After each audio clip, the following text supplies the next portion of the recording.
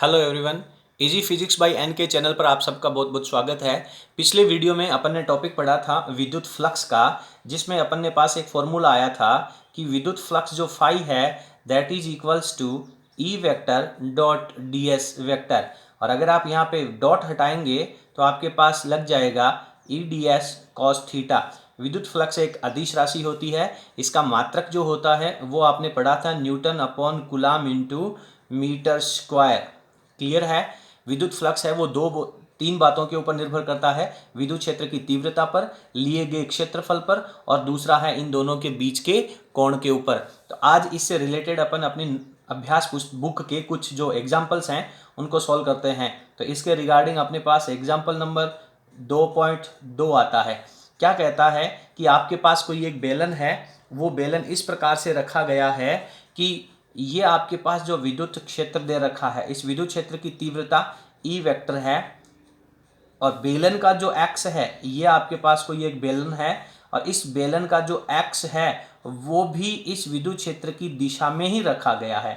यानी ये जो इस बेलन का एक्स है वो भी इस विद्युत क्षेत्र की तीव्रता की दिशा के अंदर ही रखा गया है। सवाल कह रहा है कि ये बेलन है वो एक बंद पृष्ठ है, इससे निकलने वाला विद्युत फ्लक्स कैलकुलेट कीजिए।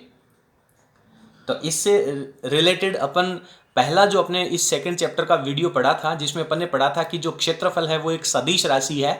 दैट टाइम आपने पढ़ा था कि आपके पास आकृतियां हैं वो दो प्रकार की होती हैं, एक 2D की आकृतियां और एक 3D की आकृतियां। 2D की आकृतियों का मतलब होता है जैसे त्रिभुज है, आयत है, वर्ग है, और इनके जो क्षेत्रफल की दिशा है वो केवल एक ही दिशा होती है। वो या तो आप पृष्ठ के तल के लंबवत बाहर ले सकते हो या फिर अंदर ले सकते हो। पर आपने पढ़ा था कि जो 3D की आकृतियां हैं जैसे गोला है, बेलन है, शंकु है, घन है, घनाभ है, इन सब में जो क्षेत्रफल की दिशा होती है वो हर पॉइंट के ऊपर तल के लंबवत बाहर की तरफ होती है। तो कहने का मतलब ये है कि ये जो अपना बेलन है इसके क्षेत्रफल को अपन तीन भागों में तोड़ सकते हैं। पहला जो इसका ये ऊपर वाला वृत्ताकार भाग है इसको तोड़ सकते हैं, इसको कह देंगे अपन S1।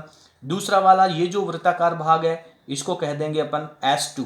इस S1 के क्षेत्रफल की दिशा किधर की तरफ लेनी होगी? अपने नोट में लिखा था पृष्ठ के तल के लंबवत बाहर की तरफ। और इस क्षेत्रफल की दिशा किधर लेनी होगी? पृष्ठ के तल के लंबवत बाहर की तरफ। और एक एरिया और है जिसे अपन इस बेलन का वक्र पृष्ठ कहते हैं, यहाँ पे चारों तरफ का वक्र पृष्ठ। और इस वक्र पृष्ठ का क्षेत्रफल है उसको अपन ले लेते हैं S3। तो वक्र पृष्ठ के क्षेत्रफल की दिशा क्या आएगी? तल के लंबवत बाहर की तरफ। ये जो इसकी डायरेक्शन आएगी हर पॉइंट के ऊपर, इधर भी इसके बाहर की तरफ आएगी, यहाँ पर भी बाहर की तरफ आएगी, नीचे भी बाहर की तरफ आएगी। तो तीनों पृष्ठों के ऊपर क्षेत्रफल की दिशाएं बाहर की तरफ है। तो पूरे बेलन के लिए अपन जो डी फाई है, अपन विद्युत फ्लक्स का फॉर्मूला लिखते हैं दैट इज इक्वल्स टू होता है सर ई डी एस कॉस थीटा। यदि संपूर्ण बेलन लेना है, संपूर्ण बेलन के लिए, तो इसका क्या कर देना चाहिए? अपने को समाकलन कर देना चाहिए संपूर्ण बेलन के लिए। तो जब आप समाकलन करेंगे तो डी फाई का समाकलन फाई आ जाएगा और इधर इंटीग्रेशन आ जाएगा और ये लग जाएगा ई डी एस कॉस थीटा। लेकिन सर ये तो पृष्ठ है वो तो एक पृष्ठ के लिए ले सकते हैं, संपूर्ण पृष्ठ के लिए कैसे लेंगे? तो संपूर्ण पृष्ठ के लिए लेने पर इस पूरे समाकलन को अपन तीन भागों में तोड़ सकते हैं। कैसे तोड़ सकते हैं? देखिए, phi is equal to integration E D S cos theta. यहाँ पे लिखेंगे अपन S1 पहले पृष्ठ के लिए, फिर दूसरे पृष्ठ के लिए लेंगे ई डी एस कॉस थीटा, यहाँ लिखेंगे अपन S2 पृष्ठ के लिए, और तीसरा ले लेंगे ई डी एस कॉस थीटा, ये तीसरे पृष्ठ के लिए S3, और इन सबको जोड़ देंगे। जोड़ने का कारण ऐसा क्यों है? क्योंकि आपने पढ़ा कि विद्युत फ्लक्स एक अदिश राशि है और अदिश राशियों का संयोजन सीधा सीधा बीजगणितीय सम किया जा सकता है। अब चूंकि आप देख पा रहे हैं कि इसमें ई की डायरेक्शन तो अंदर की तरफ है, क्योंकि विद्युत बल रेखाएं तो यहां से चल करके ही तो बाहर निकलेंगी। तो इस पृष्ठ के लिए, पहले पृष्ठ के लिए ई की डायरेक्शन और ds की डायरेक्शन एक दूसरे के अपोजिट है। तो यहाँ पे थीटा की वैल्यू कितनी हो जाएगी? पहले पृष्ठ के लिए 180 डिग्री हो जाएगी। ई की डायरेक्शन अंदर की तरफ है और s की डायरेक्शन बाहर की तरफ है।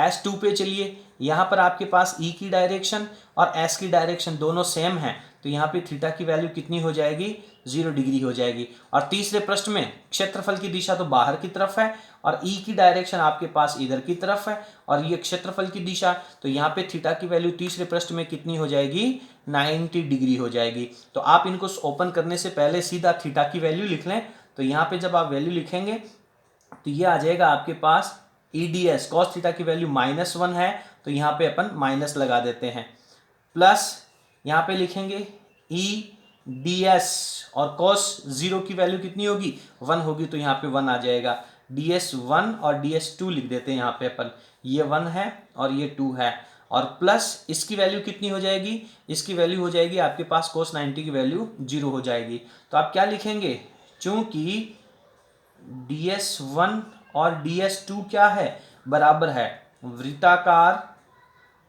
सतहों का क्षेत्रफल है ये, और दोनों बेलन की जो सतह हैं उनका क्षेत्रफल क्या होगा, सतहों का क्षेत्रफल, दोनों का क्षेत्रफल क्या होगा, समान होगा। इसलिए फाई की वैल्यू जो आ जाएगी आपके पास फाइनली 0 आ जाएगी। तो इस रिजल्ट के आधार पर मैं आपको यहाँ पे एक नोट डाल करके कहूँगा, वो नोट अगर आप लोगों ने बहुत अच्छे तरीके से सुन लिया, समझ लिया, तो कोई भी न्यूमेरिकल है वो विथिन 1 सेकेंड डायग्राम देख करके, सवाल को समझ करके भी आप उसका आंसर दे पाएंगे।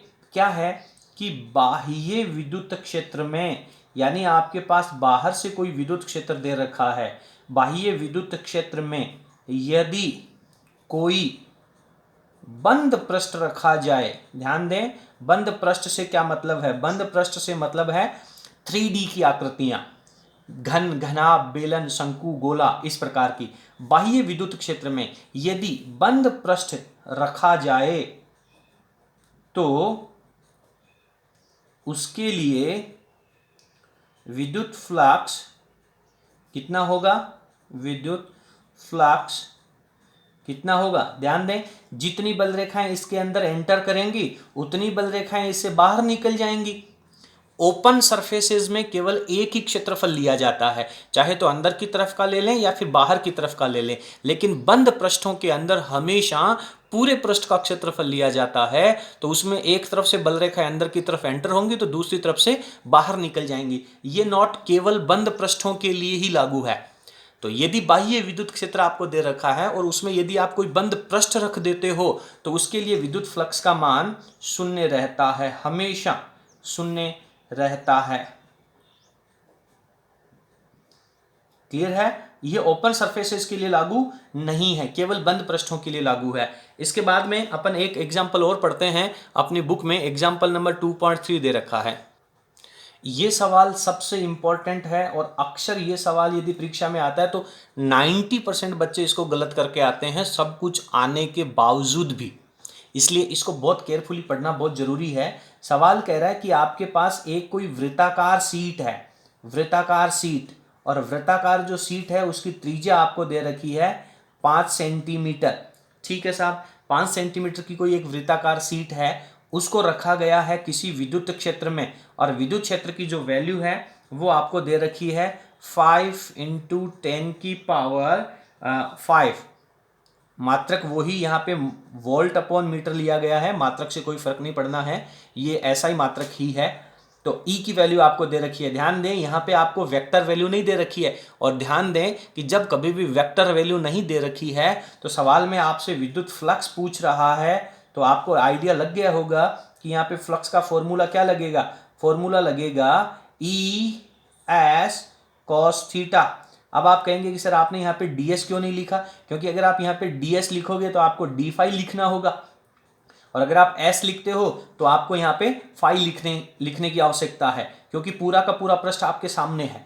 अब सवाल में एक बात और दे रखी है कि थीटा का मान आप कैसे लेंगे। सवाल कह रहा है कि ये जो वृत्ताकार सीट है, इस वृत्ताकार सीट का जो तल है, तल वह विद्युत क्षेत्र के साथ, तल विद्युत क्षेत्र के साथ कितने डिग्री का, 30 डिग्री का कोण बनाता है, 30 डिग्री का कोण बना रहा है। तो अब बच्चे अक्सर क्या करते हैं, जैसे ही यहाँ पे 30 डिग्री दिखा और सीधा सीधा यहाँ पे E की वैल्यू सर ये दे रखी है, वृत्ताकार शीट का क्षेत्रफल है तो त्रिज्या देने पर आप डायरेक्ट पाई आर स्क्वायर लगा देंगे और थीटा की वैल्यू यहाँ पे कितनी लिख देंगे, 30 डिग्री लिख देंगे और सवाल पूरा गलत कर देते हैं। ध्यान दें, ये जो 30 डिग्री का कोण है वो उस वृत्ताकार शीट के तल के और विद्युत क्षेत्र के साथ बना हुआ कोण है। इस बात को आप कुछ यूं समझें कि ये आपके पास विद्युत क्षेत्र की दिशा है और ये इसका जो तल है वो 30 डिग्री का कोण बना रहा है। अभी तल कितने डिग्री का कोण बना रहा है, अभी तल है वो 90 डिग्री का कोण बना रहा है। अभी तल कितने डिग्री का कोण बना रहा है, 0 डिग्री का कोण बना रहा है। तो इसको आपको तल है वो 30 डिग्री का कोण बना रहा है। तो यहां पे आप मुझे ये बता दें कि इस वृत्ताकार पृष्ठ के क्षेत्रफल की दिशा किधर की तरफ होगी। अभी ये 0 डिग्री का कोण बना रहा है, समझे इस बात को। ये विद्युत क्षेत्र की दिशा एक्स एक्स में है, ये इसके ऊपर वृत्ताकार पृष्ठ रखा हुआ है, इसके क्षेत्रफल की दिशा वाई एक्स की तरफ है और वाई एक्स की तरफ है तो बीच में 90 डिग्री का कोण बन रहा है। लेकिन सवाल ये कह रहा है कि वृत्ताकार पृष्ठ का तल वो अभी इसके साथ कितने डिग्री का कोण बना रहा है, तल तो इस विद्युत क्षेत्र के साथ 0 डिग्री का कोण बना रहा है।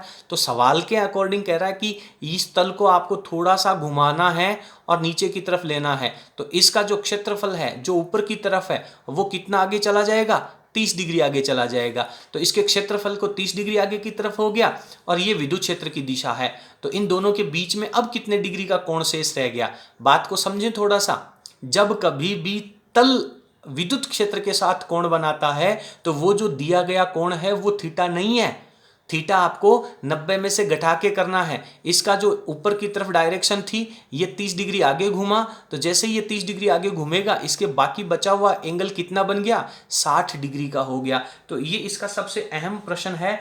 आपको लैंग्वेज बिल्कुल इसी तरीके की हर सवाल में नजर आएगी। जब कभी भी तल है वो विद्युत क्षेत्र के साथ 30 डिग्री का कोण बनाए तो आप थीटा की वैल्यू है वो 90 में से रिमूव करके लिखेंगे। अब आप ये सवाल बहुत इजीली कर पाएंगे।